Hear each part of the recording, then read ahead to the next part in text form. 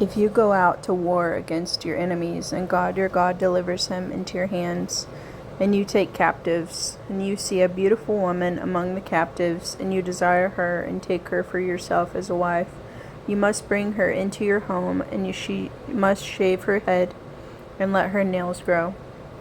She must take off the garment she is wearing in her captivity. She must remain in your house, and she must weep for her father and mother for a full month. After that you may go to her and have marital relations with her, and she will become your wife. If you do not desire her, you must divorce her and send her away on her own. You may not sell her for money, nor may you keep her as a bondwoman, since you afflicted her.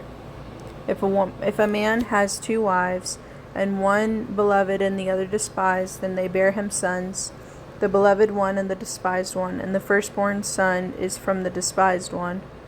On the day that he bequeaths his estate to his sons, he will not able to give the son of the beloved one birthright precedence over the son of the despised one, who is the firstborn son. Rather, he must acknowledge the firstborn and the son of the despised one by giving him a double share of all that he possesses, because he is the first product of his virility. The birthright entitlement is therefore his. If a man has a son who is wayward and rebellious, not obeying his father or his mother, they may chasten him. If he does not heed them, his father and his mother must seize him and bring him out to the elders of his city and to the gate of his locale. They must say to the elders of the city, "This son of ours is wayward and rebellious. He does not obey us. He is a glutton and a guzzler. All the men of his city must pelt him with stones until he dies. So must you eradicate this evil from your midst, so all Israel will hear and be afraid."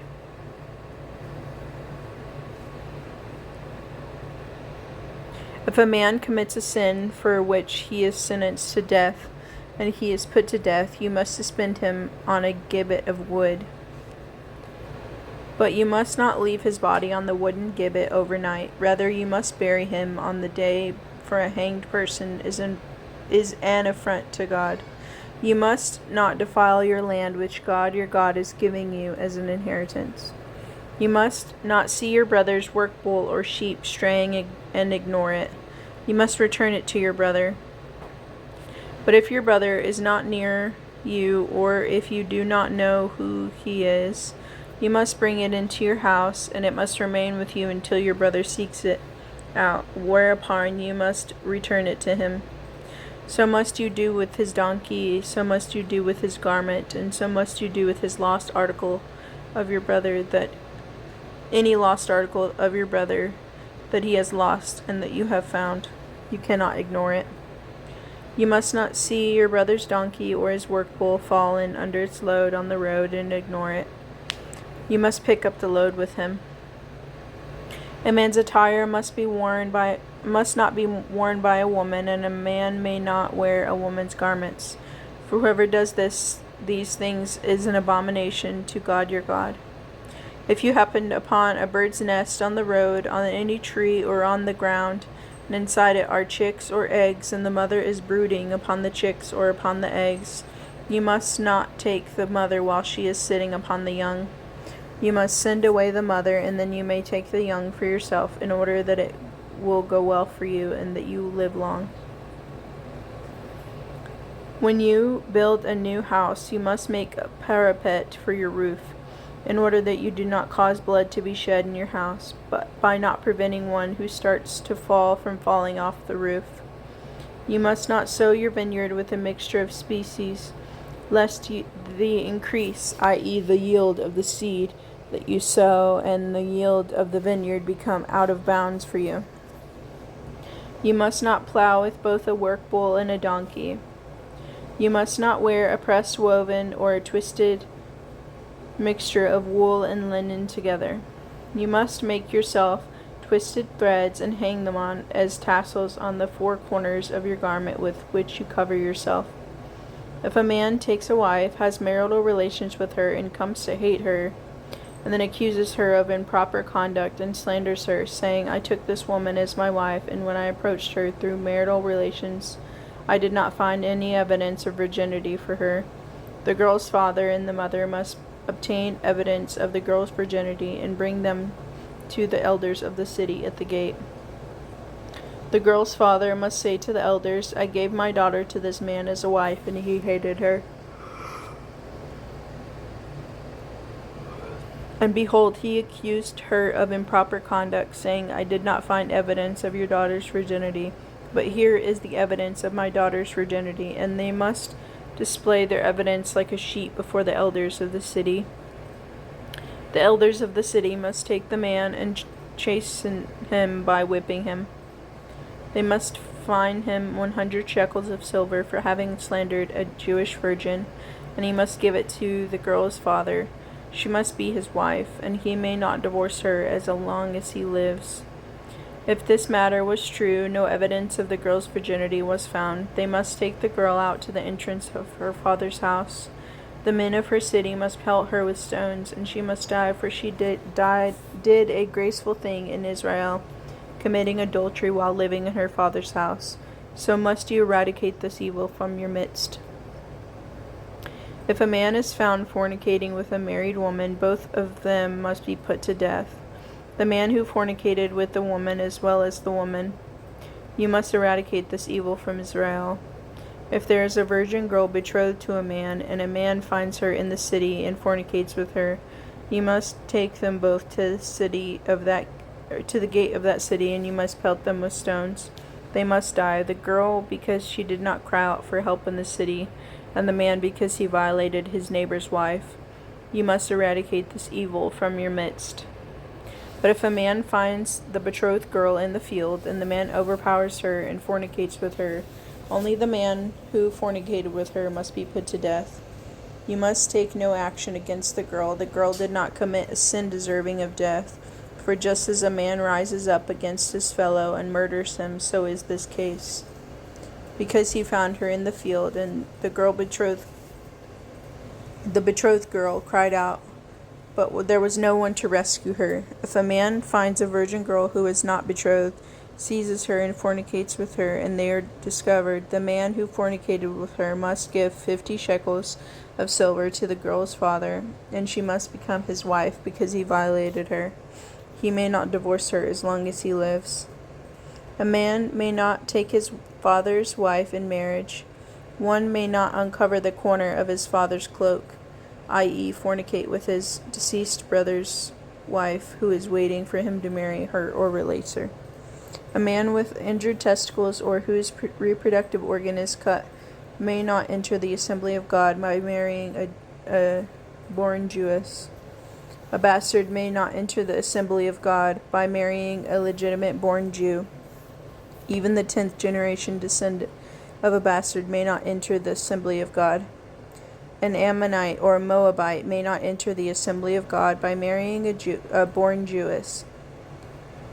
Even the 10th generation descendant of an Ammonite or a Moabite, convert for all time, may never enter the assembly of God, because they did not greet you with bread and water when you were traveling after you left Egypt, and because they hired Balaam, son of Beor, from Petor in Aram Naharaim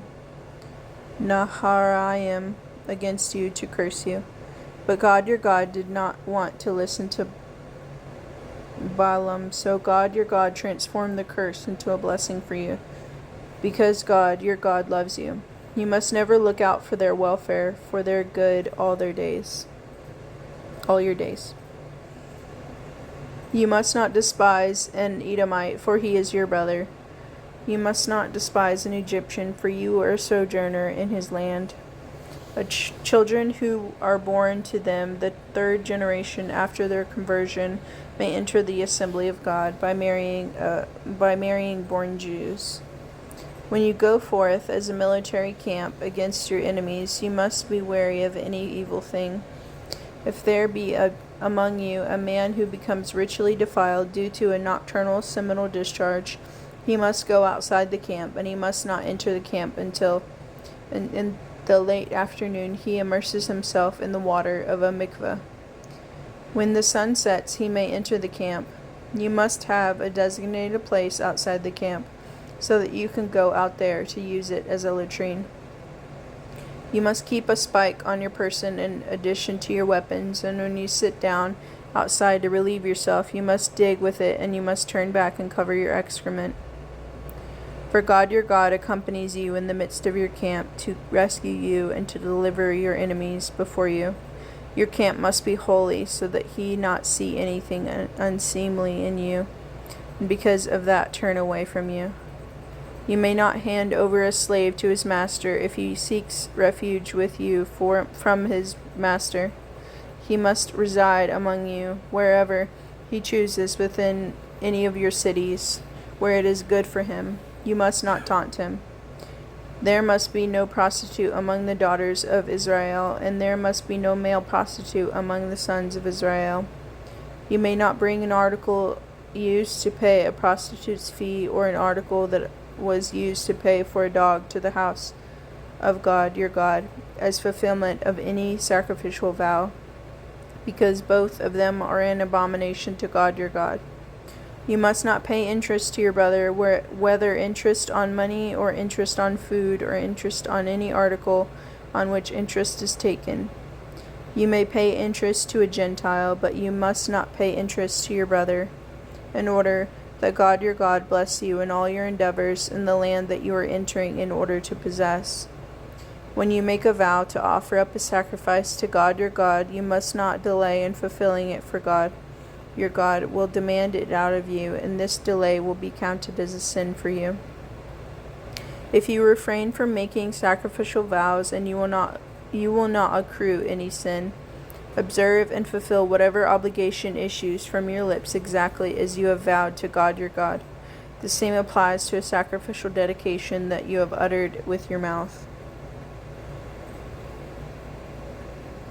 If you enter your neighbor's vineyard as a hired harvester, you may eat as many grapes as you desire, until you are satiated. You may not put any into your container. If you enter your neighbor's field of standing grain as a hired harvester, you may pick the ears of grain manually in order to eat the kernels, but you may not lift a sickle upon your neighbor's standing grain to cut any of it for yourself. If a man takes a wife and has marital relations with her, and she becomes unfavorable to him because he discovers in her an unseemly moral matter, he should write her a bill of divorce and place it into her hand, and thus send her away from his house. If, after she leaves his house, she goes and marries another man, the latter husband will come to hate her and write her a bill of divorce, place it into her hand, and send her away from his house. Or the latter husband who took her as a wife will die before her. In either case, her first husband who had sent her away may not take her again as his wife, since she became defiled to him, for that is an abomination before God. You must not bring sin upon the land that God your God has given you as an inheritance. When a man takes a new wife, he must not go out in the army, nor must he be obligated to do anything. He must remain exempt to attend to his home affairs for 1 year and gladden his wife whom he has married. A creditor must not take a debtor's lower or upper millstone as collateral, because by doing so he is in effect taking the life of his debtor as collateral. If a man is found to have kidnapped any person from among his brothers from the Israelites, and to have enslaved and sold him, that kidnapper must be put to death. You must eradicate the evil of kidnapping from your midst. Regarding the legion of Zerat, take care to meticulously safeguard the practice of these laws by studying how to observe them in order to perform them properly. Take to act in accordance with all that the Levitic priests instruct you as I have commanded them. Remember what God your God did to Miriam when we were traveling after you left Egypt. When you demand back something that you loaned your fellow, you must not enter his home to take his collateral. You must stand outside, and the person from whom you are demanding the return of your loan must bring the collateral to you outside. If he is a poor man, you must not lie down to sleep with his collateral still in your possession. You must return the collateral to him by sunset in order that he may be able to lie down to sleep with his garment. He will bless you, and it will be counted for you as a merit before God your God. You must not withhold the wages of a poor or destitute employee, whether of your brothers or of your converts, in your land or in your cities. You must give him his wage on his promised day. The sun must not set on it, because he is poor and he risks his life to earn it. Let he not cry out to God against you, and the sin be counted against you. Fathers must not be put to death by virtue of their sons' testimony, nor must sons be put to death by virtue of their father's testimony. A man may be put to death only for his own transgression. You must not pervert the judgment of a convert or an orphan. You must not take a widow's garment as collateral. You must recall that you were a slave in Egypt, and that God your God redeemed you from there. I therefore command you to do this thing. When you reap your harvest in your field, and forget a sheaf in the field, you must not go back to take it. It must be left for the convert, the orphan and the widow, in order that God your God bless you in all that you do. When you beat your olive tree, you must not remove its glory by picking all its fruit, nor pick up what you have left behind you. It must be left for the convert, the orphan, and the widow. When you pick the grapes of your vineyard, you must not glean the young grapes, nor pick up what you have left behind you. It must be left for the convert, the orphan, and the widow.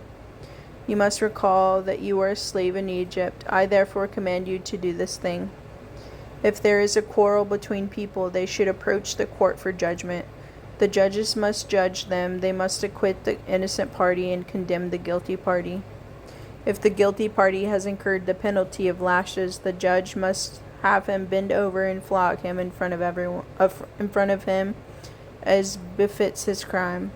The maximum number of lashes that the sheriff must administer is one less than 40.